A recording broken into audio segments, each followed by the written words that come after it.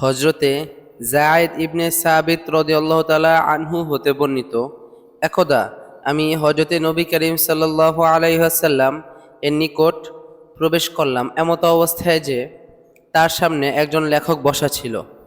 অতঃপর আমি রাসূলুল্লাহ সাল্লাল্লাহু আলাইহি ওয়াসাল্লামকে লেখকের উদ্দেশ্যে বলতে শুনলাম, কলমটি তোমার কানের উপরে রাখো, কেননা এটা প্রয়োজনীয় কথা ও উদ্দেশ্য স্মরণ করিয়ে দেয়। ইমাম তিরমিজি রহমাতুল্লাহি আলাইহি হাদিসটি বর্ণনা করেছেন। তিনি বলেছেন এটি গরীব হাদিস এবং এ হাদিসের সনদে কিছুটা দুর্বলতা রয়েছে।